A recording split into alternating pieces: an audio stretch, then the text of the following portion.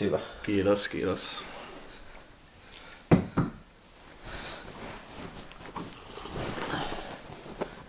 Nyt toista kahvetta. Oh.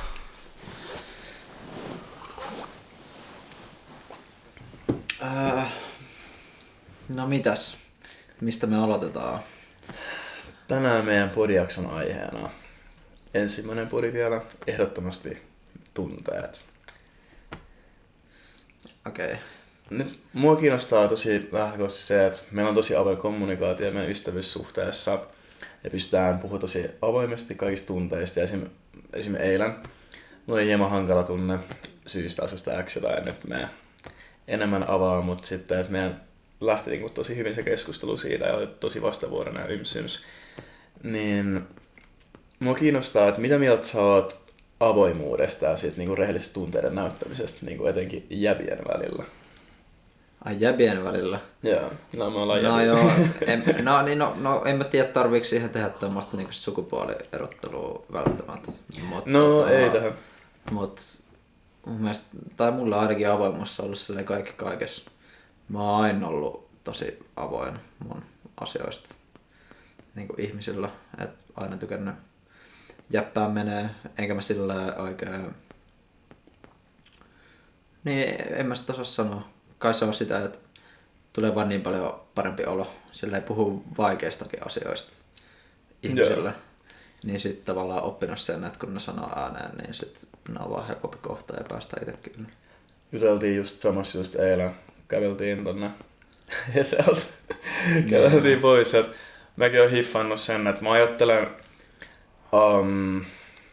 niin sitä, jos pullottaa niitä tunteita, sitä pullometaforaa, että sit sinne laitetaan vaikka semmosia epähyväksyttäviä tunteita. Mun mielestä kaikki tunteet on hyväksyttäviä, mitä kokee, mutta eri asia se, että miten ne sitten tuo. Esimerkiksi joku vihaimsyms. Mutta se, että jos on niinku se pullo ja sit sinne, jos sinne tungettaisiin tosi paljon vihaa, katkeruutta, surua ja kaikkea semmosia negatiivisia tunteita. Ja mä en ajattele, että on negatiivisia tunteita, on ehkä enemmän haastavia tunteita, joita on hankalampi käsitellä. Mut joo, sit jos sinne pulloon menee ihan liikaa tavaraa ja sit jossain vaiheessa sille pum, niin se on kyllä vähän kuumottava juttu. Ai meinaatko sitä, että niinku ihmiset niinku räjähtää, että jos niitä tulee liikaa negatiivisia niin, että voi tulla esim. Burnout-oireita tai sairastua masennukseen tai en ole psykologi, mutta siis tietenkin silloin negatiivisia vaikutuksia mielenterveyteen, jos niitä tunteita alkaa siis pullottaa. Okei, ja haluaisit sen takia ottaa nimenomaan puhua niinku jäbien tunteista, jäbien avoimuudesta sen takia, koska sä koet, että se on niinku jäbillä ongelma. No, mun observaation ja mun elämänkokemuksen mukaan on. Et mä oon huomannut jäbien kohdalla se, että jos joku juttu vaikka... Mitä? Ei mitään, niin mä oon huomannut jäbien kohdalla sen esim. Jos joku läppä menee liian yli, niin välillä miespuoliset ei esim. Uskalla sanoa sitä, että hei, että niin meni yli. Että sitten ne vähän sulkeutuu tai sit silleen... Että mä oon huomannut, että sitä jää vaivaa esim. Joku heitto tai näin poispäin. Mutta ei kaikilla tietenkään. Mut joo, pullotus ei nabaa. Joo, pullotus on kyllä paha kieltämättä.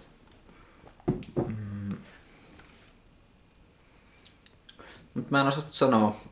Musta tuntuu, että mut on aina puuttunut tietyllä tapaa semmonen niinku... mä oon heittäytynyt siihen tyyliin, että mä en oo tavallaan niinku ottanut itteeni.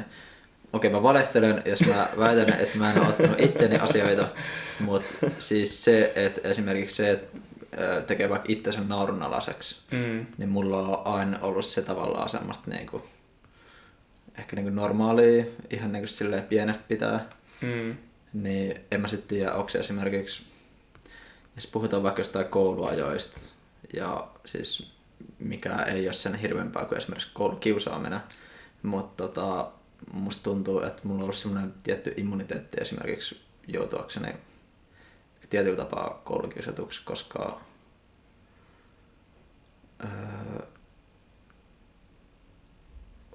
tavallaan osannut aina nauraa itselleni niin omista asioista. Mä en tiedä, oliko toi ehkä vähän jotakin naivisti tai huonosti sanottu.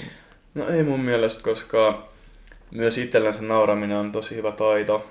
Et tietenkin pitää ottaa oma toiminta pääasiassa vakavasti, koska omalla toiminnalla on vaikutukset muihin ihmisiin, esimerkiksi sosiaalisessa kanssakäymisessä, mutta niin kun, se on myös hyvä esimerkiksi jos mokaa, niin mun mielestä jos nauraa itselle ja tekee siitä huumoria, niin se on vaan tosi jalostunut coping tai defense-mekanismi. Jep. En nyt muista, miten coping ja defense-mekanismi, miten ne nyt menee. Mutta silleen, että niin, se on kyllä tärkeää. Mä opin vasta vuoden näyttelijäkoulutuksen jälkeen nauraa itselläni. Et, se on tärkeä taito. Joo, ei todellakin. Että jotenkin sitä kautta käsittelee vaikka jotain epäonnistumisia, tai sitten jos mä oon mokannut jonkun vähän kringen jutun tai jotain muuta. Mikä se on muuten puhututtaa näistä tunteissa? Niin kuin, miksi sä halusit nimenomaan tämän valita meidän keskusteluaiheeksi? Varmaan se, että esimerkiksi hyvien ystävien kanssa niin tulee tosi paljon juteltua siitä niinku tunteista pääasiassa ja minkälainen fiilis on ollut ja onko se ollut jotain haastavia asioita tai mikä on ollut ihanaa ja kivaa. Mun mielestä taas ei. Mun mielestä se menee silleen, että ihan sama, että kuin paskapäivä sulla on ollut, niin sit silleen joku tulee kysyä, että no mitä äijä? Ihan jees. Ja sit se jää siihen. Niin tässä on hyvä antidote. Haastaa ton. Tossa on hyvä antidootti. Kysyy tälleen, että hei mitä äijä? Sit se on silleen, no ihan jees. Hei, mitä äijä silleen oikeesti? Ja sitten lähtee Pandoran lipas. No mut kuin moni oikeesti kysyy tolleen, no mitä oikeesti? Eiks toi... No joo, okei. No mut hyvät kaverit on voi kysyä. Mut joo, ja sit tunteet on kiehtonut mua, koska me ollaan tuntevia olentoja. Ja monet tutkimukset osoittaa sen, että tunteet vaikuttaa pääasiassa meidän kaikkiin päätöksentekoon. Sitten on myös kiehtonut niin konsepti tunneälykkyydestä ja myös, että miten jotkut ihmiset on sosiaalisesti tosi hyviä ja miten ne reguloi omia tunteita ja miten ne kouppaa jotenkin haastavia juttujen kanssa. Ja, koska meillä on mitään robotteja. Niin. Ei niin. Vaikka me ollaan kauppissa opiskellut, niin me ei ole robotti. Me ollaan tuntevia eläimiä. Kunnes tulee puhe rahasta, niin sitten säkin oot. Mulla on rationaalisuus. Sijoita kaikki indeksiin. Oh my god. No mitä tunteisiin tulee, niin sä puhuit tosta pullojutusta, että liikaa negatiivisia juttuja ja sit se meinaa räjähtää. Mut mitä coping-tapoja sulla sit on? Et jos sulla tulee vaikeat tunteet käsiteltäväksi, niin muuta kuin se avoimuus. Koska ei se auta pelkästään välttämättä aina. Itellä toimii ne haastavien tunteiden jalostaminen esimerkiksi. Mä soitan pianoa, niin sitten että on joku tunne ja soittaa pianoa sillä tunnetilalla. Se on yksi defenssikeino tai mekanismi. Sublimoituminen, oliko? Jalostaminen. Eli niinku purkaa sen johonkin semmoiseen produktiiviseen. Mutta esim. Niinku, mulla on myös semmoinen purkukansio iPhone Notesissa. Siellä on varmaan 3 vuoden säteeltä niinku 50-80 semmoista notesia, että mä olen nyt vituttaa tää saatana vittu asia, saatana perkele. Niin, että myös se, että on rehellinen omista tunteistaan ja tunnetilasta, mutta jotenkin antaa sen mennä ja kirjoittaa sen ylös, se toimii. Ja sitten välillä mä kirjoitan runoja myös. Että tosi tämmöisiä niinku taiteellisia keinoja, että jotenkin jalostaa sen johonkin muotoon ja se auttaa sen asian käsittelyssä. Mutta eniten jeesaa frendeen kanssa puhuminen. Ehdottomasti. Jep. Koska sitten tulee se kuulluksi tuleminen ja se, että joku ymmärtää sua, niin se on kyllä ihmissuhteiden tämmönen. On se kyllä joo, siis joo, mä koitin vaan itse miettiä, että mitä mulla on, koska mulla on tosi perusmaskuliiniset silleen, tai siis ainoa keino sen lisäksi, että mä puhun mun kavereiden kanssa on, no joo, okei, mä käyn psykoterapiassa myös, mutta se on myös puhumista kuitenkin niinku ammattilaisen kanssa, mutta niinku ihmisen kanssa kuitenkin. Mutta niiden lisäksi mä urheilen tai pyrin urheilemaan, pyrin löytää silloin aikaa koska se on mulle ehkä paras semmonen niinku nollauskeino. Et mulla on niinku, musta tuntuu, että mulla on elämässä, että mun arki rullaa hyvin, niin siihen on pakko liittyä sosialisoitumista ja liikuntaa. Koska jos mä liikun hyvin, niin sit mulla on myös, mä huomaan, että sit mä välttämättä nukun niin hyvin. Sit mä välttämättä myöskään niinku syön niin hyvin, jos se on jotain niinku stressiä päällä. Joo. Et se ei ole niinku, se ei ole välttämätöntä, mutta se kyllä auttaa tosi paljon arjessa. Tuosta liikkumisesta ja siitä, että se arki rullaa hyvin, niin se 3 kultaista juttua ympyrästä. Miten voidaan hyvin, niin just se, että liikunta, ruokavalio ja nukkuminen. Että se liikunta, että se toimii niin hyvänä, kun sit se on full focus, vaikka sähän kiipeilet, mäkin kiipeilen välillä, niin se kiipeily ja sit sä oot siinä fokuksessa ja sit sä teet punneruksia, vähän leukoja, yms. Niin siitä tulee luontaisesti hyvä olo, sit kun kaikki aivot ja kaikki sun menee siellä, että se kyllä jeesaa ehdottomasti. Joo, todellakin. En kyllä muista, milloin olisi omalla kohdalla esimerkiksi liikunnan jälkeen ollut huono olo. Paitsi jos on vetänyt Cooperin, niin sit on ihan piipus silleen. No ei, mutta kyllä sen jälkeenkin on hyvä olo. Mutta heti sen suorituksen jälkeen. Joo, totta kai. Mutta ainakin shoutout Varrantti ja sulkisvuorot. Me pelataan... Varrantin sulkisvuorot on kyllä. Kun vedetään tuntista sulista ja sitten kun menee saunaan, niin ai että mikä olo. Jep, ja 1 bissa siihen vielä. Ai että. Se on kyllä paras. Onks tulee mieleen tunteista ja coping keinoista ehkä perinteisin coping keino, eli päihteet, alkoholi. Ehkä ei meidän perinteistä, mutta ehkä silleen vähän sit sinne vuosikymmeniä taakse. Mut miten, haluatko jakaa, onko sulla ollut jotain episodeja, missä oot jotenkin huonosti? Sen ei tarvi olla alkoholi, mutta onko joku muu silleen, että sä et vaan pystynyt käsittelemään sun tunteet, niin sit sä oot tavallaan niinku eskapioinut? No rehellisesti 1,5 vuotta sitten, 2024. Joo, 1,5 vuotta sitten, 2023 kevättalvella, oli semmonen vähän hankalaa ja sit mä rehellisesti poltin röökiä niinku pari päivässä. Et se oli semmonen niinku stressin lievitys ja... Paha. Joo, pari röökiä silleen päivässä. Menin niinku kirjastoon lukee ja mä olin vittu. Ja sit mä poltin pari Marlboroa. Niinku ei sen pahempaa. Mut sekin oli vaan kerran elämässä. Et kyllä nikotiini on toiminut silloin tällöin tämmösenä rauhoittavana.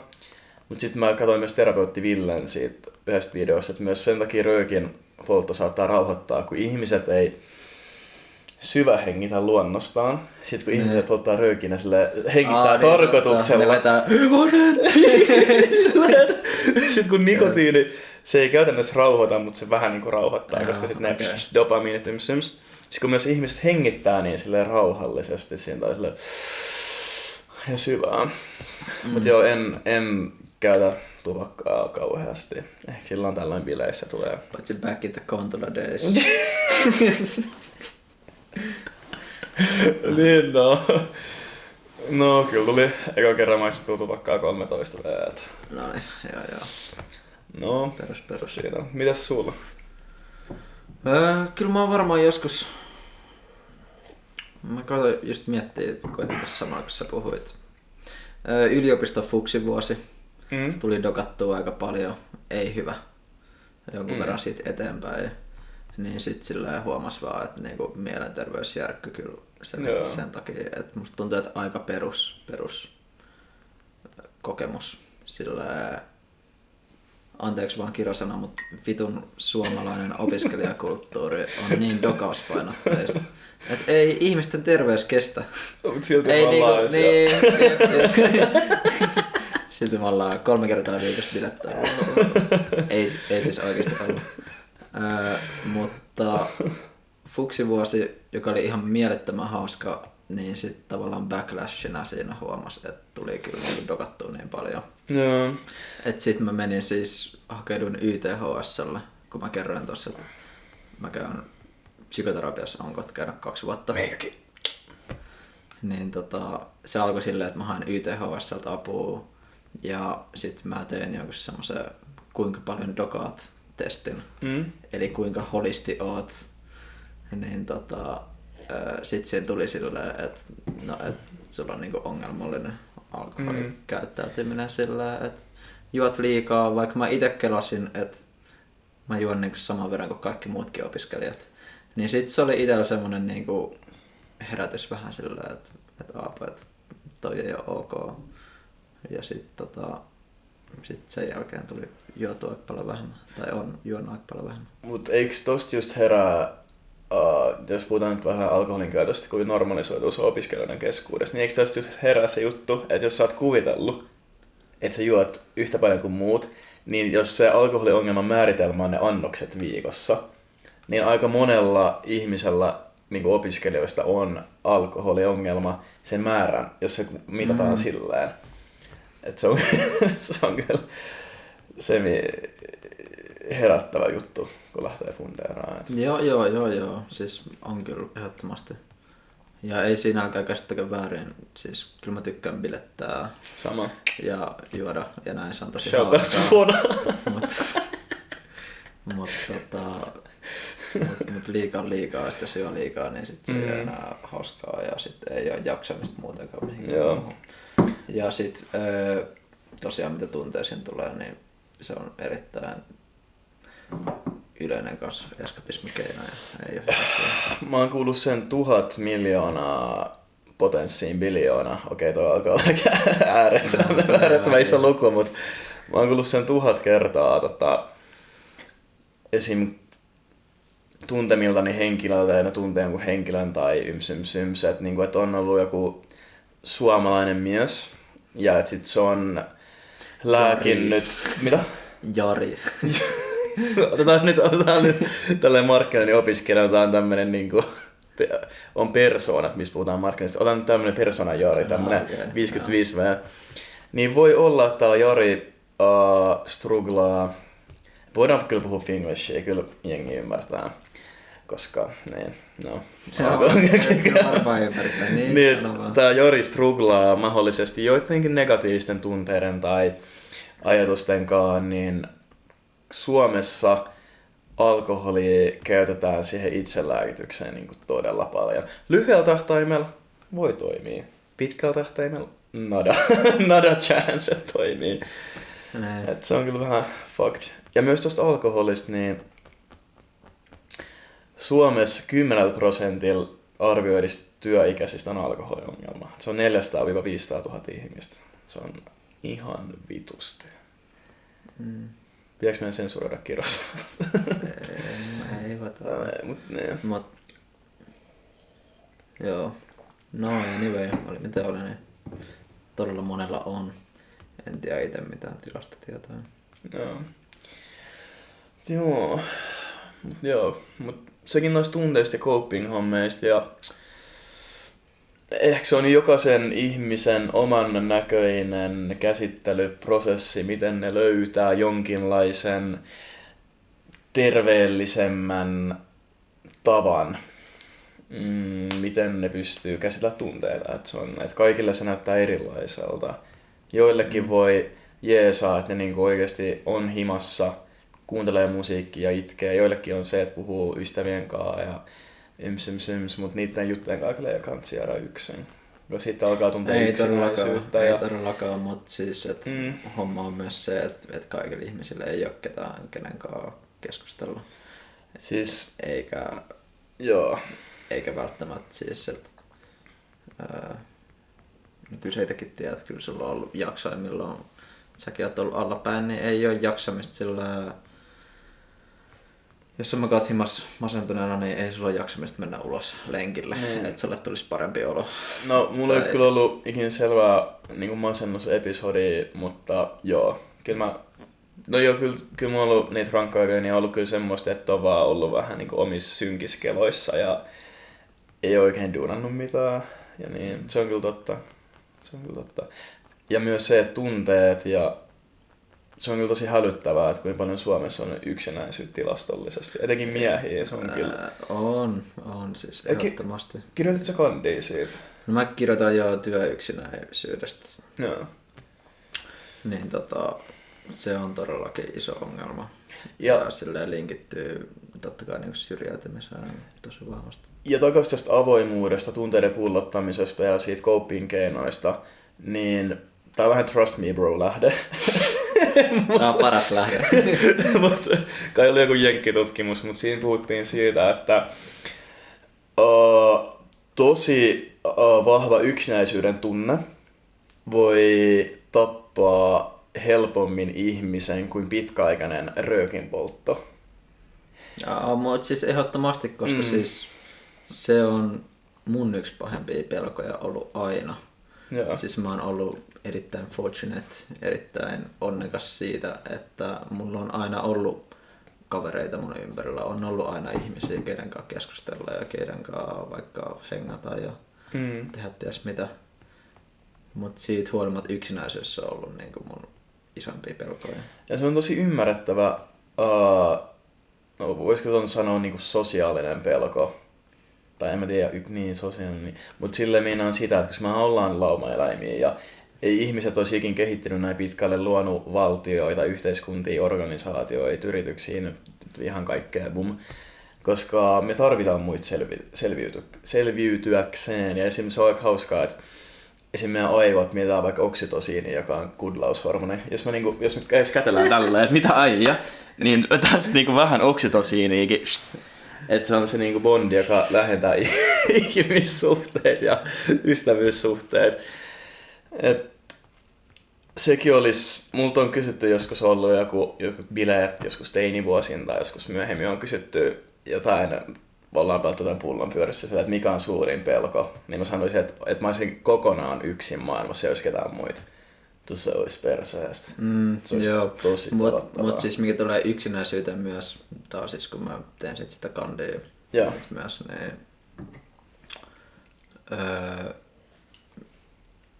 ei sun tarvitse olla fyysisesti yksin, että sä tunnet tosi yksinäiseksi. Sä voit olla vaikka tavallaan ulospäin tosi sosiaalisen oloinen. Mutta se menee kaikkien tunteiden kanssa, koska siis kaikki tunteet on subjektiivisia ja ihmiset kokee niitä yksin, niin sen takia siis ehkä mun mielestä niinku tärkeimpiä juttuja, mitä puhutaan tunteista, liittyy se sitten niinku hyvään tai huonoon sillä skaalalla ihan mihin vaan, niin meidän pitää vaan ymmärtää se, että nämä on kaikki subjektiivisia ja me kaikki koetaan tunteet eri tavalla. Ja esimerkiksi se just, että jos joku on... Että esimerkiksi mä silleen vaikka hengaan tosi paljon mun kavereiden kanssa, niin niin ulospäin, vaikka se näyttää siltä, että on sosiaalinen, niin silti saattaa tuntea olonsa välillä yksinäiseksi. Mä käytin vaan niinku hypoteettisesti esimerkkinä. Mutta toi on varmaan... En mä tiedä, onko toi yksinäisyyden yleisin muoto, koska sitten on myös niitä tyyppejä, jotka on niinku kirjaimellisesti yksin, että ei ole sosiaalisia kontakteja oikeastaan ja ihmiset tulee tää syrjäytyminen.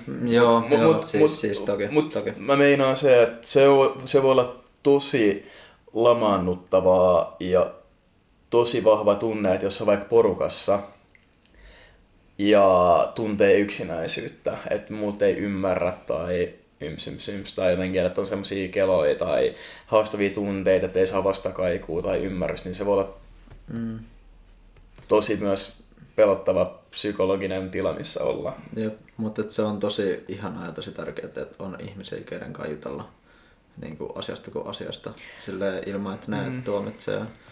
Joo. Niin. Joo,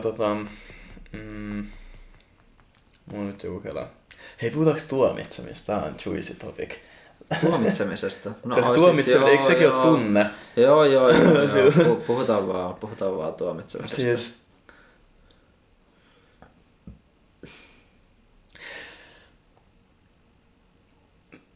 Mä rehellisesti ymmärrän, miksi ihmiset tuomitsee, mutta en ymmärrä.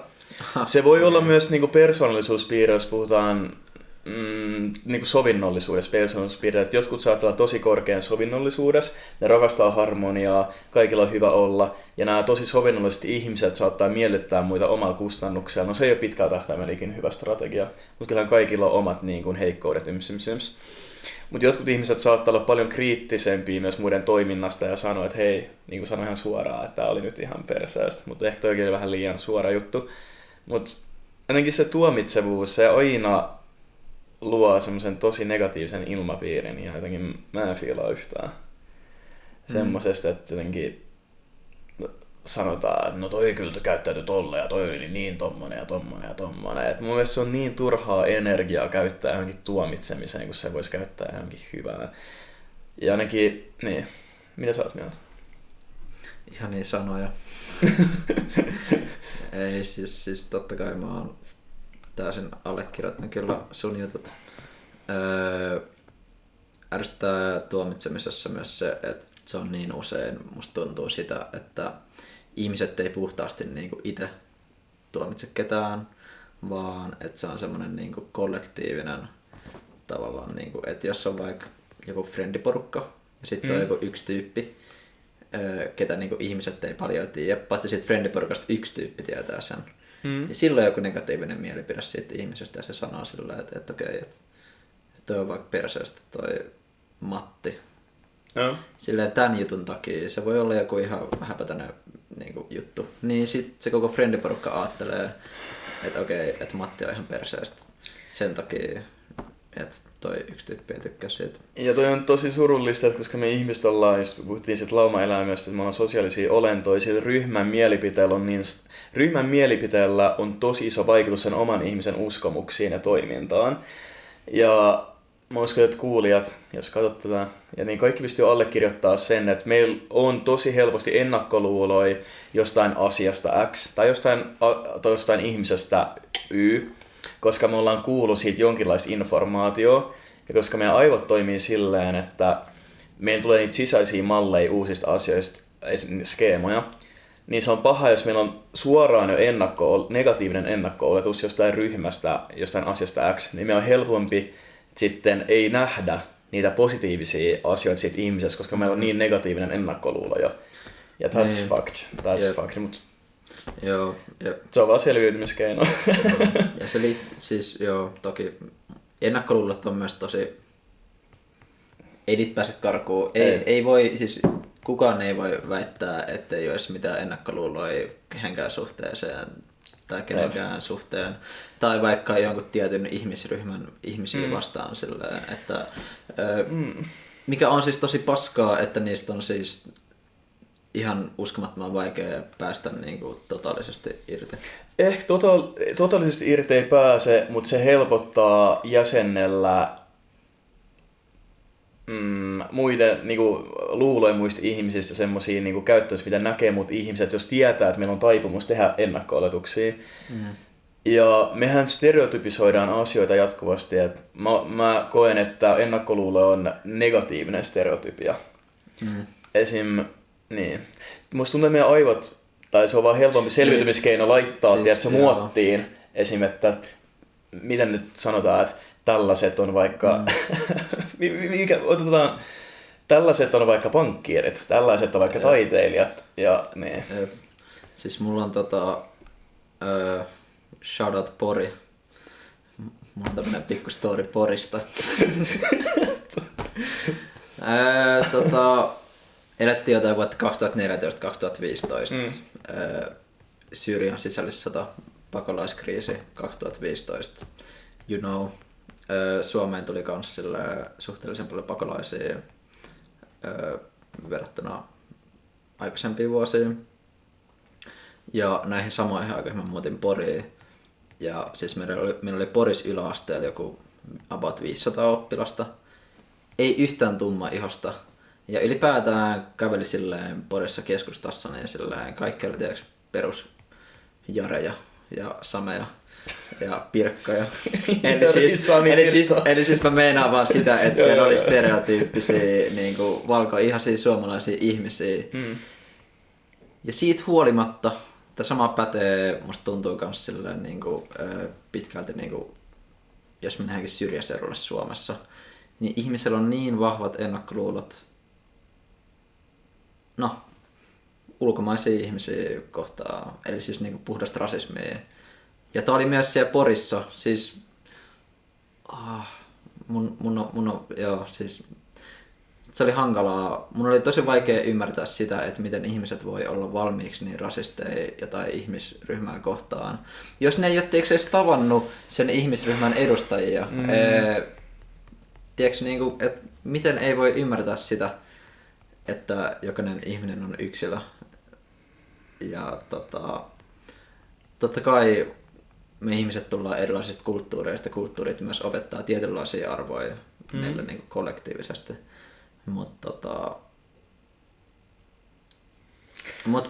joo, ennakkoluulot ja mitä tulee esimerkiksi rasismiin, niin ne on mulla semmoisia niin asioita, mitkä niin aiheuttaa suurta vihaa ja vaikeuksia käsitellä.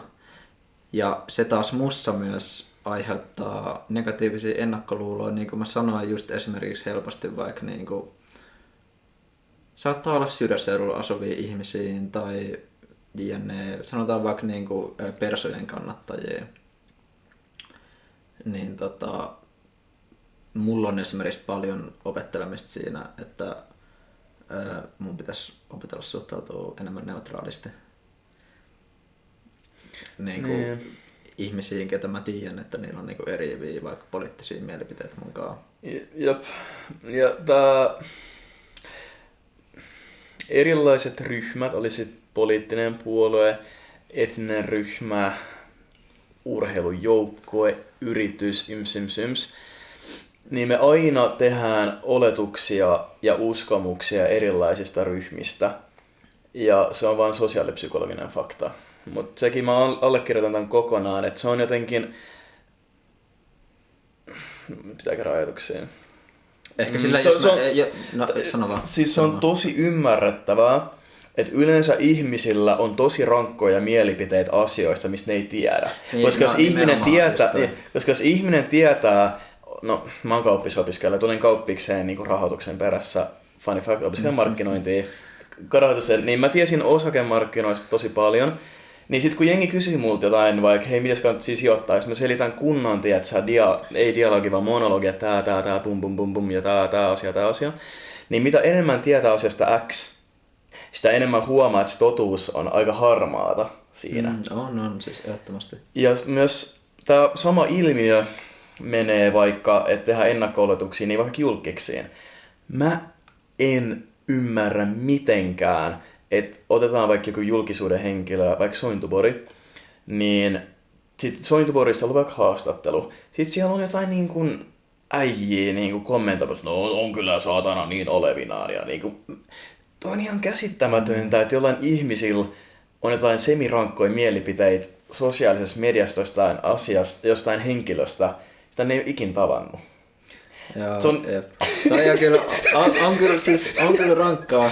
Siis ihmiset kun puhuu, esimerkiksi mä just kuvasin tänään aikaisemmin sitä mun ekaa YouTube-videoa, niin sillä tää nyt menee vähän ehkä sivuraiteelle meidän mistä ja tunteet on? Anteeksi, tää menee ehkä vähän sivuraiteelle, mutta silleen, että ihmiset kun sanoo esimerkiksi julkisuuden henkilöistä, vaikka jostain somepersoonista silleen, että ne pääsee niin helpolla. Ja näin, niin siis ei helvetissä. Se on oikeasti niinku, varmasti on poikkeuksia, mutta silleen, siis ihmiset tekee kovaa duunia ja se ei ole pelkästään se, vaan toisena se, että ne pistää itsensä niinku, muiden ihmisten näkyville ja haavoittuvaiseksi sitä myötä, koska todellakin sä oot haavoittuvainen, kun sä pistät itsesi internettiin tai muuten julkisuuteen, koska ihmiset on niin ilkeitä. Ihmiset on niin armottomia, se on vaan surullista. Mut jos tosta nyt mennään takas Aasinsilta, mutta takas nyt tämän punaiseen lankaan tuomitsemisen tunne, niin kyllä jos jotain mä oon oppinut, ne, jotka on eniten ilkeitä ja tuomitsemaan muita, niin rehellisesti niillä on aika paljon käsittelemättömiä... No okei, mä kuulostan keittiöpsykologilta. Siis sanotaan näin, että heillä saattaa olla tosi negatiivinen mielenmaisema omasta oppimishistoriasta, jonka syytä sitten ne sitten lietsoo sitä negatiivisuutta, mutta en mä ottaisi enää kauhean henkilökohtaisesti, jos tää video julkaistaan, kun tää video julkaistaan. Niin, jos joku tulee kommentoimaan, on kyllä saatana pojat niin olevinaan vittu perkele. Niin mä olisin vaan, että okei, tiedätkö, että toi on sun mielipide, että okei, että toi kertoo vaan susta enemmän. Niin. Ja myös hyvä coping keino. Joo, jep, mut sit toisaalta toi ei poista myös sitä. Okei, jos sä luet tommosen kommentin, niin varmasti se aiheuttaa sussa jotain tunnetta. Ja okei, sä pystyt varmasti torjumaan tosi silleen niinku paljolti sen niinku olla välittämättä siitä ilkeästä kommentista. Mutta ei se ole mikään itsestäänselvyys, että kun ihmiset sanoo jotain ilkeät juttuja toisesta ihmisestä, niin totta kai ne sattuu. Että ei kaikki pysty todellakaan torjumaan niitä tällä tavalla. Niin, ehkä helppo nyt sanoa, kun en ole saanut niitä negatiivisia kommentteja. Kerran mä tein yhden TikTok-videon ja sitten sieltä tulee ilkeitä kommentteja. Niin kyllä se satutti sillä aika pitkällä rehellisesti. Mutta toisaalta nyt kun mä oon jo kokenut sen, niin ehkä mun on helpompi asennoitua siihen. Niin, kyllä varmaan. Joo, mutta netti on kyllä armoton. Se on vaan se. Ja miten sä näytit se yhden YouTube-video eilen, mitä sä oot tehnyt, niin sä sanoit siinä niin kuin somesta, että kuinka moni niistä henkilöistä oikeesti sit uskaltaisi sanoa face to face sillä, että hei, sä oot ihan vitun paskaa ihminen, sun kontentti on ihan trash. En usko, että 99%. Ei, siis ei todellakaan, siis mitä, ei tietenkään. Se on jotenkin aika roukkamainen veto loppujen lopuksi nyyminä kommentoida. On. Ai että, siinä muuten mun mielestä mä mainitsin sivulausena ainakin Ask FM:n. Voidaanko puhua hetki Ask FM?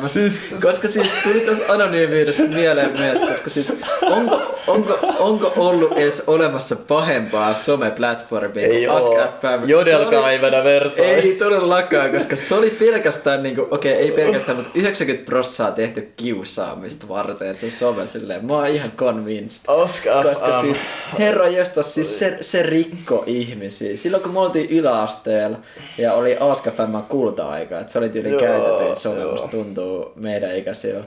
Niin se oli julmaa. Se oli niin julmaa. Siis mitä? Se oli tosi julmaa, että niinku sieltä tuli ihan vitun pahoja niinku kysymyksiä, ja surullisia juttuja, että joku nyymi ties mun elämästä aika paljon, se taisi olla joku mun etäinen kaveri koulusta tai jotain, niin mä sain sillään ihan vitusti jotain vihan niinku viestiä sillä, että niinku tosi outoja niinku kysymyksiä, mä mitä vittua, mutta siis Ask FM niinku ei, että herranjumala, että se on Ask FM:stä läppä, että jos teillä on vielä Ask FM, te olette just parikymppisiä kuin me, niin jos te googlaatte oman nimen, sieltä tulee Ask FM eka, niin kyllä mä poistin profiilia aika nopeet. Se on paha. Silleen yksi, koska mä en nyt halua name droppaa ketään friendiä. Älä, yksityisyyden suoja. Siis, joo, mutta löytyy paha kontsaa silleen friendien Ask FM-tileiltä kanssa. Tän podin jälkeen pitää katsoa, että kai ne on tiedätkö suljettu se tili, koska mä en Kelkkaa jos joku työnantaja alkaisi. Mutta jos joku työnantaja silleen tuomitsee sut, mitä sä oot sanonut. Kyllä sä saat aika rankkaa settiä sanoa joku 13-vuotiaan silleen. Enemmän siellä on jotain vähän jonneilua ja meemeilyä ja kaikkea. Joo. Mut ehkä tohon... Mä katson paljon tässä on videoja. Joo. Paljon mulla on jäpätty. Puoli tuntia. Tehdään... Eikö mennä? 3/4 tuntia, 45 meillä. Mut joo. Ootko saanut tosta Askaf, missä puhutaan nyt taas näistä tunteista ja miten jäbät, eli me tässä niinku kouppaa niinku tunteiden, niin onko sulla ollut mitään tosta niinku somekiusaamisesta tommosesta niinku tosi niinku rajuista, niinku mitä jengi laittaa Ask-FM:ään, niin miten sä oot niinku junnun, jos sulla on tullut noit, niin miten sä oot sillään, nyt tällään katot 10 vuotta taaksepäin, niin onko sulla ollut mitään kokemuksia? En mä muista niitä oikeastaan enää. Ja kun mä just puhunkin tosta koska mulla oli aika paljon niinku epäitsevarmuusongelmia silloin niinku yläasteella. Ja kaikilla. Niinku, joo, ja siis kaikilla, nimenomaan kaikilla oli. Mutta mut olin mä sillä kuitenkin, että en mä joutunut sillä oikeastaan kiusaamisen kohteeksi, mikä on kiva itselle henkilökohtaisesti. Mutta kyllähän se nyt muistaa sille settei, mitä siellä tuli niinku, kyllä ihmisiä meni rikki, kyllä munkin luokilla oli niinku ihmisiä silleen, niinku, ketkä ei tyyliin tullut kouluun tai jotain semmoista, et silleen. Ja sit kun some, mä nyt... Koska niillä oltiin siis laitettu jotain tosi ilkeät settiä siellä kysymyksissä. Ja nyt mä vedän aasinsillan niin kuin nykyteineihin, yläaste- ja lukioikäiset. Mitäköhän niillä kuuluu? Mitäköhän ne tekee? Mitä tapahtuu yläaste? Me ei kasvettu somekäsissä, että mä tein Facebookin, kun mä olin 12, ja sä teit, oliko se 10 V? 10 V, joo.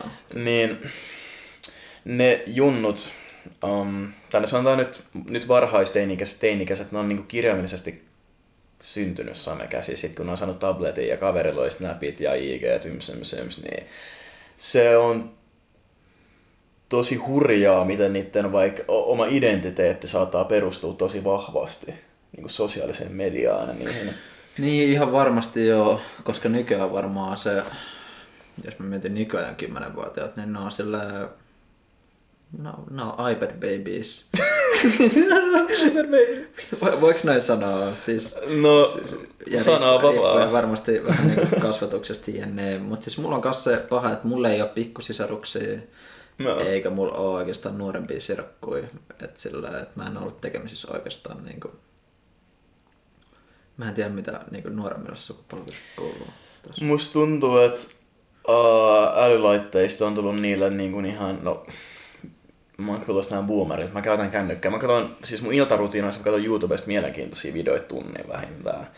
Niin siis kyllähän mekin käytän nyt älylaitteita ihan helvetisti, mutta niillä se saattaa korostua, kun se on ollut tosi iso osa jo, kun ne on ollut 3 ja 4. Että jos ne on mennyt vaikka jonnekin, otetaan nyt vaikka helsinkiläinen perhe lähtee Jyväskylään näkemään mummoa, niin aika todennäköisesti näille milleniaalivanhempien lapsille ne on laittanut just jonkun pädin siihen. Niin kun mä olin 3, niin ei ollut mitään pädejä. Ei, me ollaan eletty sitä Golden Age, kun on menty silleen. Kyllä mä oon käynyt koputtelemaan kavereiden ovi. Se oli hullu juttu. Voiks Ville tulla ulos? Se oli ihan hullu juttu. Mä kävelin niinku 150 metriä mun kaverin. Ja ei nyt dropata names, mutta siinä mä oon kyllä, Mara, mitä tehdään. Ja sit se oli ihan hauskaa, että mentiin pimpottaa yksi ovikelloa. Et se oli tosi jännää. Nykyään varmaan ne laittaa joku Kimi 8V laittaa jossain Snapista tai Vapista jossain sillä, että moro, et tuuks. Et, joo. Mutta hei, jo kaikki jatkuvassa muutoksessa, yhteiskunta muuttuu, kulttuurit muuttuu. Mutta kyllähän tuli kans nyt uutisia ja siis sitten varmaan jonkun aikaa jo, että kyllähän siis kouluissa rajoitetaan. Se on hyvä juttu. Käyttää, mikä on niinku, siis musta tuntuu, että se on kaikkien mielestä hyvä juttu. Niin, tosi hyvä juttu. Hei Aapo, myös täysin niistä tunteista. Meillä on nyt juteltu tunteista, niin vähän niin kuin Kaarlen keskusteluohjelma. Tehdään sillä, että tunteet, coping keinot. Tai me voidaan niin kuin laittaa monta aihetta siihen, koska tämä on niin kuin tosi terapeuttista myös omalla tavallaan. No me voidaan jakaa sitä videoa silleen, että jos katsotaan sitä videoa, niin pistetään jotkut tästä eteenpäin ja puhutaan tästä asiasta. Se on tosi terapeuttista myös, että siis mun suurin toive on se, että joku saa tästä jotain irti. Tai on viihdyttävää, mutta silleen, että niin jos joku saa tästä irti jotain, niin se on suuri lahja. Frendit saa nauruttaa. Jep, mutta mä meinaan sitä, että, niinku, että se on myös tosi terapeuttista omalla tavallaan, että voi niinku vaihella keloja ja silleen keskustella asioista. Että jos pitää olla tosi strukturoituu se keskustelu, että puhutaan tästä aiheesta, että jos siitä tulee liian pakotettua, niin sit se ei tunnu kauhean kivalta. Olisi tosi mielenkiintoista, miten Kaarle sen keskusteluohjelman konseptin luojana, niin miettiikö se, mitä se sanoo? Vai lähteekö se vaan silleen niinku... Mä en tiedä, mä en ole kattonut sitä. En mä tiedä, että se vaan tunnetaan siitä kannabisjutusta. Ai niin, se oli hyvä video. Tekemässä huumausaineen rikoksen. Mä vaan tiedän sen. Se oli hemorohkea video kyllä. Joo, kyllä. Mut siis sitäkään mä en ole nähnyt. Mutta... Mut ehkä niin... Ylipäätään siis mä en... Kerro vaan. Ei, kerro aika. Mä en kuuntele podcasteja. Mä en katso tämmöisiä videoita, mitä mulla on nyt tekemässä. Mulla ei oo niinku... Paitsi joskus aikanaan mä oon kattonut... Keten on ne Jambo ja niiden kaverit. Niillä oli se joku... Jambo, se artisti. Joo, mut niillä oli se oma podcasti joskus. Niillä turkulaisilla kundeilla. Mä en tiedä.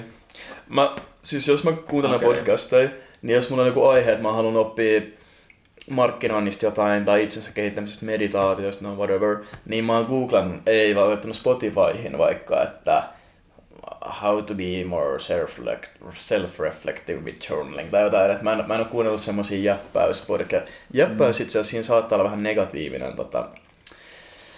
sanon, että jäp saattaa olla hölynpöly. Mä käytän jäp vaan semmoiseen ihan perusjutusteluun. Käytän siinä kontekstissa sitä, mutta mä en oo kuunnellut semmosia peruspodeja oikeastaan, että missä vaikka, eikö se ole se yksi podi vaikka jäbät ja tunteet, niin en oo, että mä oon käyttänyt semmosia niin kuin asiapodeja, että siinä on joku tietty struktuuri. Kyllä jäbät ja tunteet ja sit meidän friendillä on kanssa shoutout Pehmäpojat. En oo sitäkään oikeastaan kuunnellut ja siis silleen mulla on huono omatunto siitä, että mä en oo kuunnellut, koska pitäis kuitenkin kuunnella friendin podeja. Niin. Mut toisaalta sit sulla on joku frendi jossain, sit sulla on frendi tuolla ja frendi tuolla. Et tässä iässä, kun me ollaan 20, niin aika moni tekee omaa juttua tai sit tekee jotain ja on et kaikilla jotain, että ei kaikesta kyllä voi olla 24/7 perillä, kun sit on myös omat projektit ja omat intohimot, mihin käyttää aikaa. Niin. Tai tää on mun näköistä. Siis joo, ehdottomasti kyllä. Vitsi, kahvi loppu. Voinko mä kaataa tosta tonne? Oot seura sen loppuun sen. Sharing is caring. Yes. Hei, pitäisikö meidän nyt vielä Onko sulla joku puheenaihe vielä, mistä sä haluat puhua? Voitaisiin ottaa joku semmonen vähän isompi puheenaihe vielä tähän loppuun. Otaks avoimuus... Mua kiinnostaa se foodis. Joo. Otaks joku avoimuus, läpinäkyvyys, haavoittuvaisuus? Tai ei, kun me puheltiin siitä, että se on tosi rohkeita ihmisillä, jotka on tosi näkyviä mediapersoonia tai podcastissa. Puhutaanko haavoittuvaisuus? Puhuu haavoittuvaisuus. Siis tää on juicy topic. Tää on niinku... Haavoittuvuus, okei. Fuck. Joo, sopii. Voidaan puhua. Haluatko aloittaa vai? Siis haavoittuvaisuudesta jotain, niin jos jotain mä oon oppinut siitä, että on aidosti läsnä, on rehellinen itselleen, vaikka kuvitellaan mulla olisi joku tosi hankala tunnetta, että niinku tuntuu, että mä oon maailman paskin, jos on vaikka feilannut jonkun, että on vähän heikko hetki ymsymys. Niin jos on aidosti haavoittuvainen, niin sieltä löytyy myös rohkeus. Koska se ihminen pitää... Kostaa Sori, että mä nauraan. Ei se mitään, mutta se kyllä pitää paikkansa, että jos ihminen on täysin haavoittuvainen siinä kommunikaatiotilanteessa, niin se paljastaa aidoimmillaan sen koko ihmisen niin kuin mielenmaiseman niin kuin ihan autenttisesti 100%. Niin se on ihan helvetin rohkeaa. Joo. Semmoinen. Joo, siis ehdottomasti. Jos sä haluat kasvaa ihmisenä, niin sun pitää olla haavoittuvainen. Koska ollaksesi haavoittuvainen tai ei, jotta sä osaat pyytää anteeksi, niin sun pitää olla haavoittuvainen.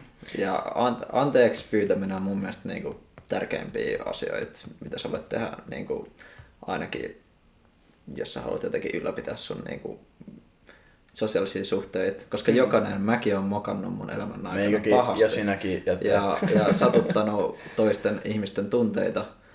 Niin jos sä et osaa pyytää anteeksi, jos sä et osaa hyväksyä niitä negatiivisia tunteita, mitä se herättää sussa, ja pyytää aidosti anteeksi ja olla haavoittuvainen siinä tilanteessa, niin et sä tuu ikin pääse niistä yli aidosti.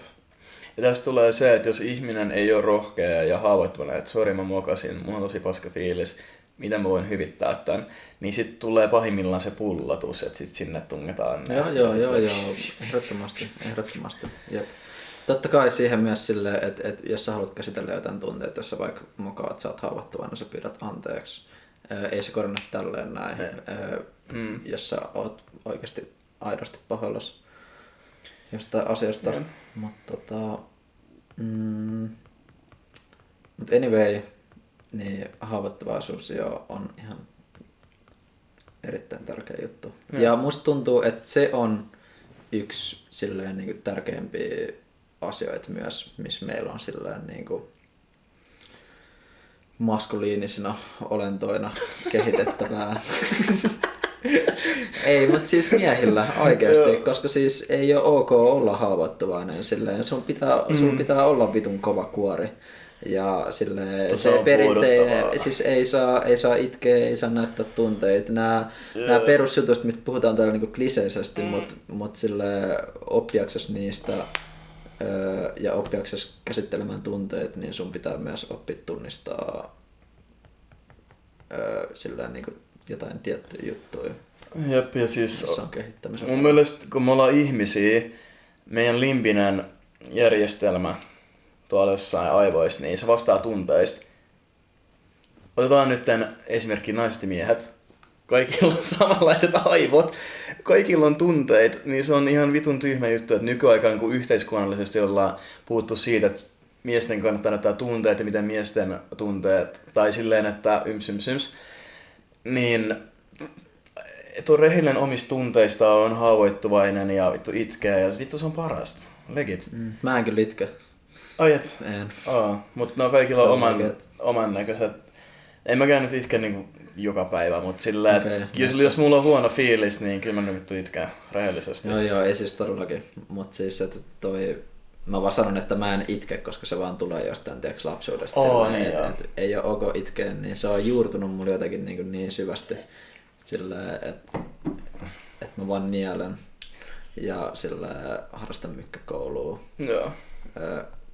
Kunnes mä kerään itteni ja sit mä niinku jotenkin pistän kauppaan sitä asiaa. Mutta itkeminen on niin jees, koska kyllä mä nyt totta kai joskus harvoin itken ja se on vaan semmonen niinku instant relief. Se on, koska sieltä purkaantuu hyvällä tavalla niin paljon tunteita ja esim. Turhautumista yms ja ne. Mut koet sä, nyt kun ollaan juteltu ja sulki on kyllä niin toista haavoittuvaisuudesta tunne, sulki on semmosia frendejä ympärillä, kenen kanssa varmasti voi puhua tämmöisestä esim. Mä ja muutkin. Niin koet sä, että onko se myös niinku tommosella yhteiskunnallisella, mitä mä nyt jäppään siis vähän aas, onko se niinku semmoisella niinku Suomen mittaisella tasolla se keskustelu myös mennyt siihen, vai ollaanko me kuplaannuttu siihen, että nykyään miesten haavoittuvaisuutta voidaan hyväksyä enemmän erilaisissa konteksteissa, vai onko mä vaan kuplaantunut, tai säkin, että meillä on semmoisia ihmisiä ympärillä ja me kulutetaan semmoista mediaa. Mitä sä oot mieltä? On kuplaantumista. Fuck. Niinku... Me ollaan aina kuplas.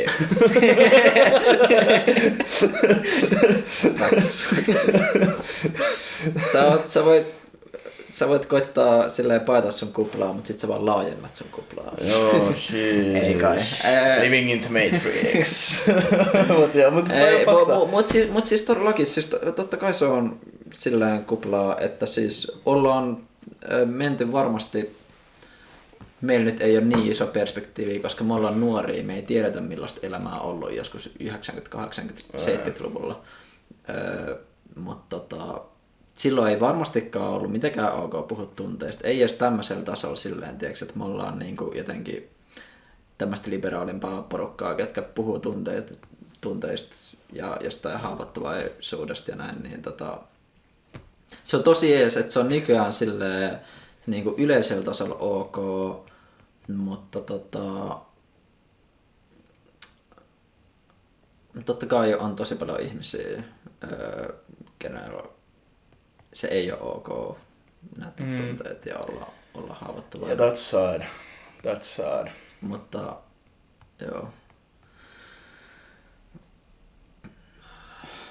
Musta tuntuu, että tuossa äskeisessä jutussa, mitä mä sanoin, ei ollut oikein muutenkaan mitään järkeä, mutta pointti oli se, että ollaan menty paljon eteenpäin, mutta on varmasti tosi paljon vielä tehtävää sen eteen. että erityisesti miehet vois olla avoimempia. Ja itse asiassa... Kerro. Voinko mä vielä vaihtaa mä sanoin?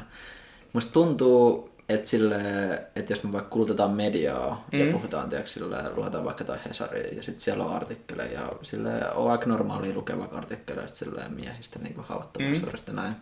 Niin niin median tasolla niin yleisessä puheessa se on mennyt eteenpäin, mutta mututuntumalla mä voin sanoa että yhteiskunnallisella tasolla, mitä tulee niin yksilöihin, niin miehiin yleisesti, niin se kehitys ei ole ollut yhtään niin ilmiselvää. Varsinkin jos me mietitään vanhempia sukupolveja, koska suurin osa suomalaisista miehistä on kuitenkin jotain 40+-vuotiaita, niin että tässä on tämmöinen sukupolvinen ero myös niin selkeästi. Niin, ja sitten se on mielenkiintoista, jos meidän Gen Z-sukupolven juttu on se, että jäbät, miehet, pojat, kundit näyttää tunteet ja on haavoittuvaisia ja rakennetaan semmoista emotionaalisesti intiimpiä vaikka ystävyyssuhteet, jaetaan paljon henkilökohtaisempia juttuja, autetaan muut, jos jollain niin vähän ikävä fiilis, niin sitten jos meillä on lapsia, kun mä oon vaikka 40, niin sitten niin saattaa olla joku uusi sukupolven juttu, mistä me ollaan ihan sillä, että what is going on. Että se on meidän sukupolven juttu ja enemmän semmoisten ehkä vähän avarakatseisimman tyyppien juttu. Sillä, että tai en tiedä. Meidätkö että me ollaan avarakatseisempia? No ei, leikataan tää vittua.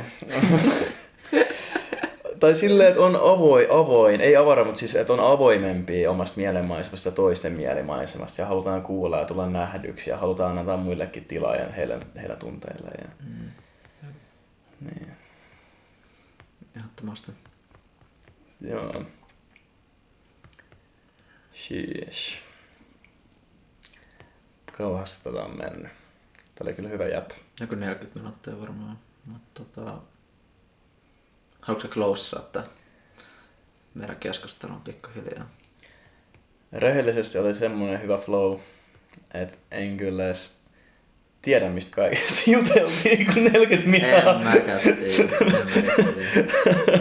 Meni, mutta sanotaan, että oli hyvät keskustelut. Ja onko sulla yhtään jotenkaan niinku valaistuneempi olo tai jotenkin itsetietoisempi olo? No ei ole kyllä semmoinen Buddha-olo, kun se oli 40 päivää meditoimassa bodypuun alla. Että ei ole kyllä sellainen valaistuminen, mutta onko sulla tähän loppuun jotain, että closeattavaa? Tai tää meidän podioksi oli niinku tässä.